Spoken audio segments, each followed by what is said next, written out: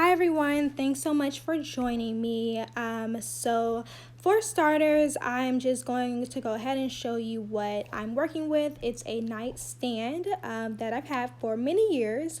And so the very first thing that you're going to want to do is sand your furniture. So I used the 220 Dust Challenging, which I'll put in the bio. But I made sure that I really got in the nitty gritty as far as just making sure that I am sanding it to my best ability. This was probably the biggest challenge for me. But after I sanded the furniture, I made sure to just get soap and water. You don't want to make it too soapy, but just gently rinse it off. Make sure it's damp so that you are cleaning the furniture and removing any dust or any extra particles that's on the furniture. And then once you've done that, you can finally get to kind of the fun part, which is spray painting it with your primer. And so I use the Rustoleum, which I'll put in my bio also. And that was super easy, kind of fun. You want to make sure you don't do it on a windy day because it can go and get anywhere and everywhere, including my phone. So that was a challenge, but make sure you're wearing a face mask, which I'm sure everyone has that by now. And so I got to painting and I used chalk paint, which was really fun. I use a linen white color that I just thought looked best with my existing furniture, and then I just went ahead and started to paint. You want to make sure that you are also getting the sides of the furniture.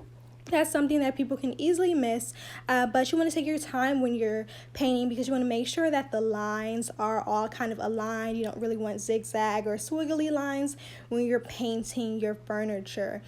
So keep in mind when you're doing that to just kind of take your time for when you're just doing your brush strokes up and down for some consistency. So in order to make sure that your furniture is dry, you want to do the scratch test. And so that's just using your finger to scratch to make sure that your furniture is dry. And then you can go ahead and place that second coat on there. It's not always necessary to do a second coat, but I found for me that it would just be better for the furniture that I was using to do a second coat because I am using kind of fake wood, laminated wood, which is not good quality. So I just made sure that I did the extra step by doing the 2 coats, which did not take much, and I'm just doing that same consistent stroke of going up and down on the piece of wood.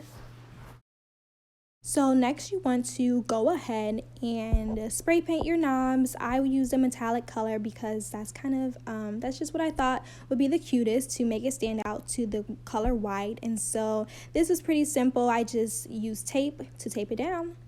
And then here we are, we have our final product. I am in love with how this looks. I can't decide whether or not to sell it or to keep it to myself, but I thought that it looks really well. It dried super fast, it looks really great with my other furniture, and overall, great results.